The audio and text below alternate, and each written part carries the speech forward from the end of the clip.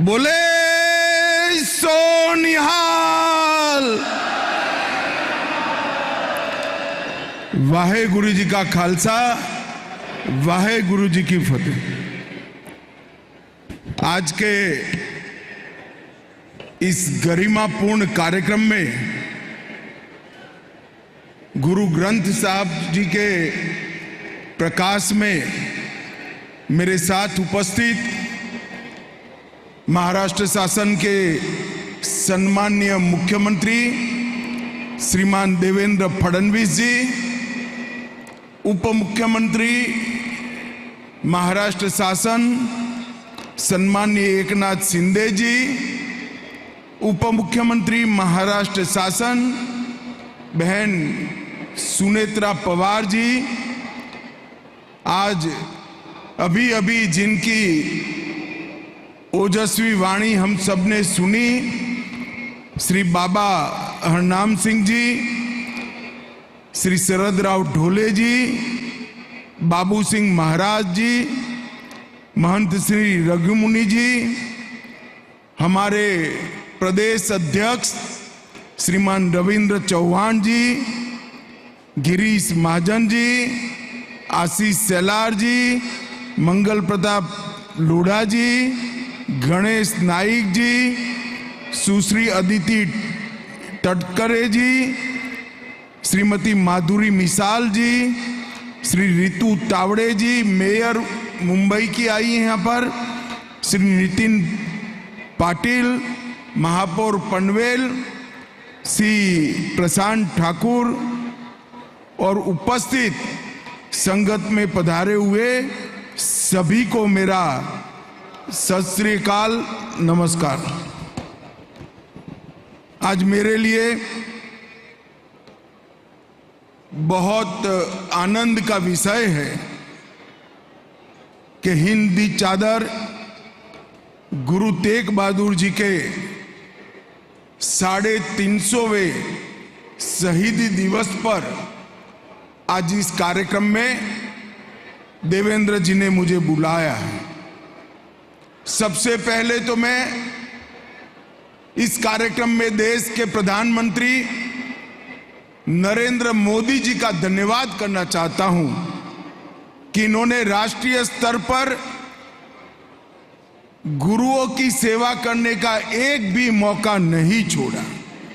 इन्होंने राष्ट्रीय स्तर पर 350वें शहीदी दिवस को मनाने का निर्णय किया। ये पूरे भारत के लिए सौभाग्य का विषय है। मैं भाई देवेंद्र फडणवीस जी का भी बहुत मनपूर्वक अभिनंदन करना चाहता हूं, क्योंकि उन्होंने पूरे महाराष्ट्र में गुरु तेग बहादुर जी के जीवन कवन के युवाओं को पहुंचाने के लिए विशिष्ट कार्यक्रमों की रचना की। हर गुरुद्वारा में जाकर, हर सिख परंपरा से जुड़ी बस्तियों में जाकर उन्होंने इस पर्व का महत्व समझाया। और नागपुर में, नांदेड़ साहिब में और मुंबई में इसी प्रकार के 3 विराट समागम कर फिर से एक बार नवे गुरु तेग बहादुर जी के जीवन से जुड़ी हुई सारी जातियों को, समुदायों को फिर से गुरु तेग बहादुर जी के चरणों में श्रद्धा सुमन रखने के लिए यहां उपस्थित किया। इस मौके पर मैं आराध्य संत सेवालाल जी महाराज, पोहरा देवी माता, ये दोनों को भी आदर पूर्वक नमन करता हूं।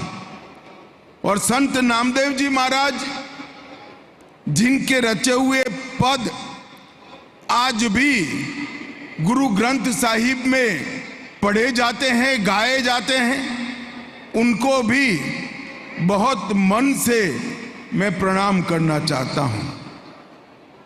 भाइयों बहनों, हम सब आज यहां 350 साल पहले गुरु जी ने दी हुई शहादत को नमन करने के लिए आए हैं। बाबा जी ने मेरा एक वाक्य मैंने वीर बाल दिवस पर बोला था, वो यहां अपने वक्तव्य में बताया। कुछ लोगों ने इस पर आपत्ति भी जताई थी, मगर मैं फिर से एक बार कहना चाहता हूं, अगर 9वें गुरु तेग बहादुर जी हिंदू धर्म और हिंदुओं को बचाने के लिए शहादत न देते तो आज विश्व में कोई हिंदू बचा नहीं होता। वो सारे देश ने मानना चाहिए।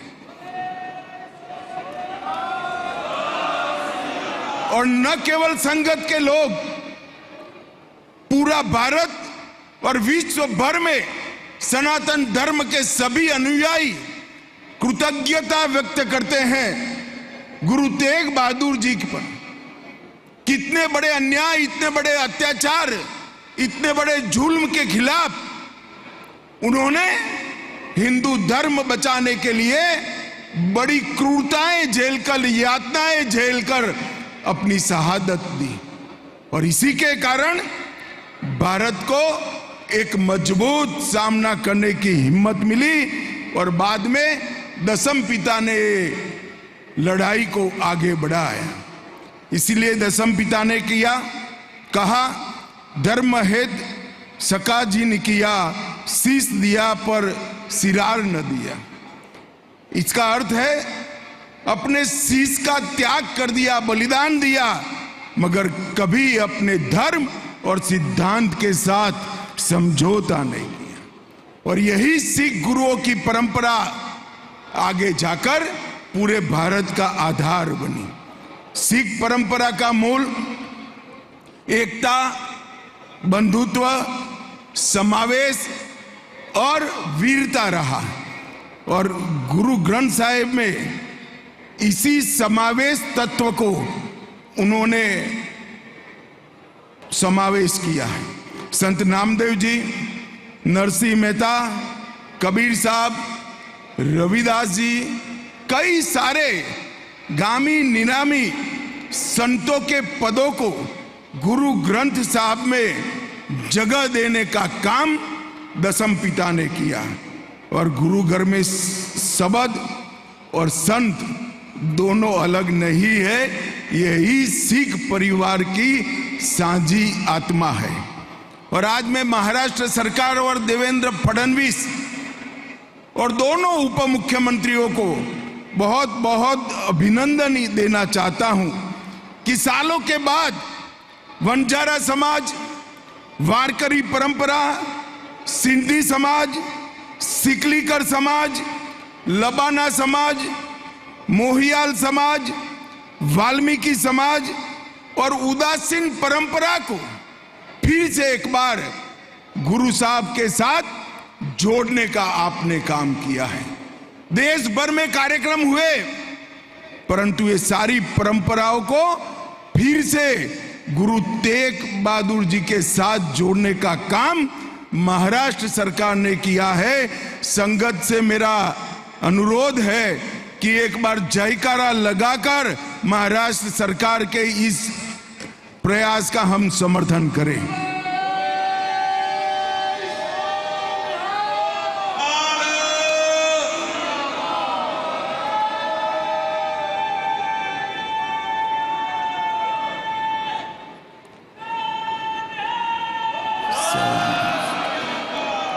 गुरु नानक देव जी ने मानवता के 3 सरल परंतु गहरे सिद्धांत हम लोगों के दिए। नाम जपो, कीरत करो और वंड छको। भगवान का नाम का जाप करते रहिए, भगवान की आराधना करिए, कीर्तन करिए और साथ में बैठकर भोजन करिए। ये भोजन तक सीमित नहीं है, ये साझीदारी को बताता है। और यही परंपरा आगे जाकर लंगर और साझा चूल्हा में परिवर्तित हुई और मुगलों के सामने लड़ने की एक बहुत बड़ी ताकत यहां से मिली। और भारत की हजारों वर्ष की परंपरा को गुरु नानक देव जी महाराज ने एक नया जीवन देने का काम किया। और गुरु तेग बहादुर जी भी यही परंपरा के अनुयायी रहे। उन्होंने वंशकों का ही विस्तार किया। इनका अर्थ है अपना सुख, अपना साहस, अपना जीवन समाज के साथ बांटना। और मित्रों, आगे मैं बताऊंगा, जब पूरे समाज के लिए, हिंदू धर्म के लिए, हिंदू धर्म के अनुयायियों के लिए अपने साहस का प्रदर्शन करने का समय आया, गुरु साहब ने एक पल की भी देरी नहीं की और गुरु तेग बहादुर जी ने जो कहा था वो कर दिया। 1664 में लबाना समाज के बाबा माखन शाह जी ने सच्चे गुरु की खोज की और उन्होंने पुकारा, गुरु लादो रे। इसका अर्थ है सच्चे गुरु मुझे मिल गए। और तब से लबाना समाज ये परंपरा के साथ जुड़ा और जीवन को जीने का अपना रास्ता स्वीकार किया। जब कश्मीरी पंडितों पर आफत आई, औरंगजेब का कलेक्टर कश्मीर में जाकर धर्म परिवर्तन कराने लगा, नृशंस हत्याएं पंडितों की होने लगी, तब नानकपंथी कृपाराम और ब्राह्मण ब्रह्मदत्त के नेतृत्व में सारे पंडित एकत्रित होकर गुरु साहब के वहां आए और उन्होंने कहा, हमें बचाइए, आप ही हमारी रक्षा कर सकते हैं। मैं बाद में ये पूरी घटना का वर्णन करूंगा, मगर तब से कश्मीरी पंडित दुनिया में कहीं पर भी रहते हैं, वो सब गुरु साहब के साथ जुड़े। मोहियाल समाज, जब औरंगजेब ने गुरु साहब को मानसिक रूप से तोड़ने के लिए इनके प्रिय साथियों पर अत्याचार किया, भाई मतीदास जी को करवत से चीरने का काम किया, भाई सतीदास जी को रूई की रजाई में लपेटकर जिंदा जला दिया और भाई दयाला जी को उबलते पानी में डालकर मौत के घाट उतारा। ये तीनों वीर मोहियाल समाज के थे और आज इस कार्यक्रम के माध्यम से फिर से एक बार मोहियाल समाज यहाँ पर गुरु साहब के साथ जुड़ा है। और अंत में जब 11 नवंबर 1675 को गुरु साहब का अपना शीश दे दिया, अन्याय के सामने सिर नहीं झुकाया, उस वक्त वाल्मीकि समाज के भाई जेता जी ने ये पवित्र शीश को आनंदपुर साहिब तक ले जाने का काम किया और दसम पिता के पास ले गए। उस वक्त दसम पिता के मुंह से एक अमर वाक्य निकला, रंगरेटा गुरु का बेटा। ये वाक्य आज भी देश भर के वाल्मीकि समाज के सम्मान में बोला जाता है।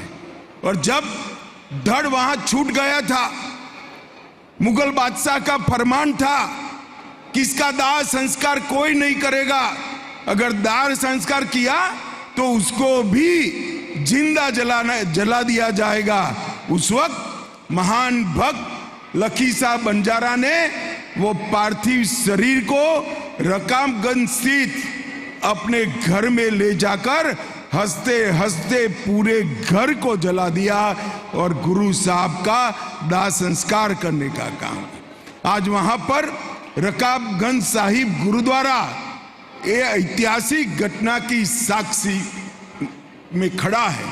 सिंधी और उदासीन समाज भी 9वें गुरु से जुड़े और एक प्रकार से महाराष्ट्र सरकार ने याद कर कर ये सभी समाजों को एकत्रित कर कर 9वें गुरु के 350वें शहीदी वर्ष को स्वरूप देने का काम किया है। गुरु तेग बहादुर जी ने ये सभी समाजों पर, सभी हिंदुओं पर और पूरे भारत पर जो उपकार किया है उसको कोई नहीं भुला सकता।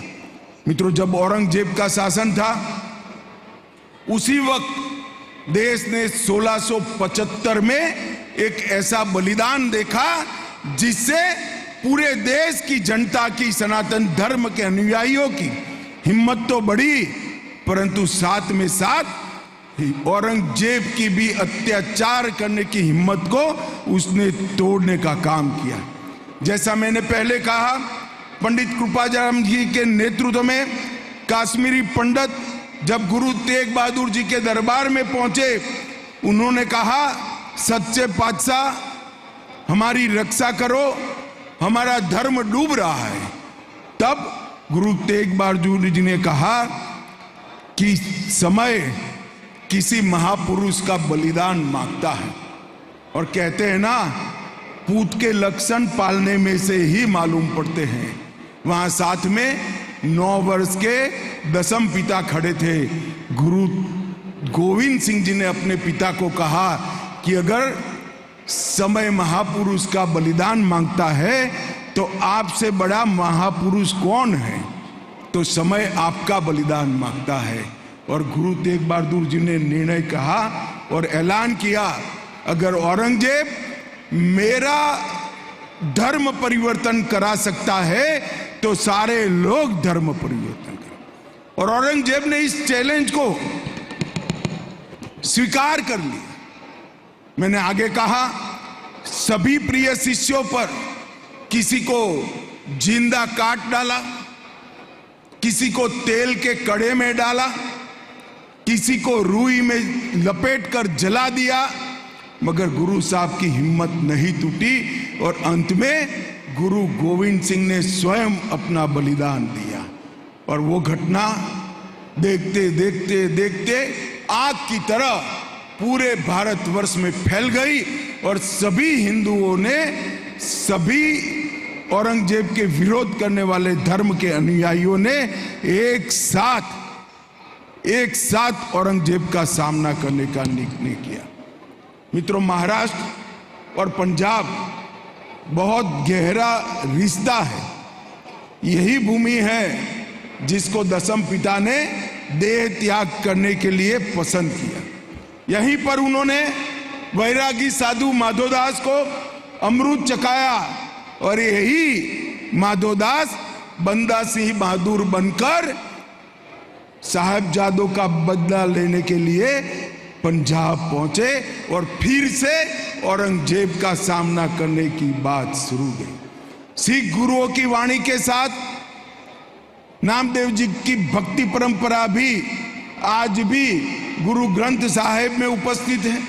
नामदेव जी ने अपने अंतिम समय में पंजाब में ही बिताना तय किया और दसम पिता ने विचित्र नाटक में 9वें गुरु तेग बहादुर जी के लिखा, तिलक जंजू राखा प्रभताए किनो बड़ो कलु महिषा, मतलब तिलक और जनेऊ की रक्षा के लिए सर्वस्व बलिदान किया, जो कि स्वयं ना तिलक लगाते थे ना जनेऊ पहनते थे।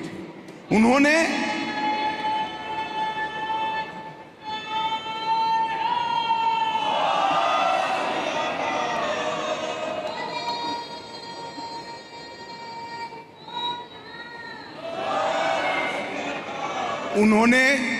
देश भर के हिंदुओं की, सिखों की रक्षा करने के लिए अपना बलिदान दिया और उसी से प्रेरणा लेकर गुरु गोविंद सिंह महाराज ने वर्ष 1699 में खालसा पंथ की स्थापना की। एक हाथ में माला और दूसरे हाथ में भाला और औरंगजेब के अत्याचारों के खिलाफ सिखों को संगठित कर कर एक बहुत बड़ी लड़ाई का उन्होंने शुरुआत की। और मैं तो इतिहास का विद्यार्थी हूं, जब दसम पिता के बलिदानों को देखता हूं तब रोंगटे खड़े हो जाते। दुनिया भर की कई क्रांतियों के इतिहास में कोई व्यक्ति ऐसा नहीं होगा जिसने धर्म की लड़ाई के लिए अपने पिता को, अपनी माता को और अपने चारों बेटे को बलिदान कर दिया। ऐसा करने वाला एक ही व्यक्ति है, सर्वंश दानी दसम पिता गुरु गोविंद सिंह जी।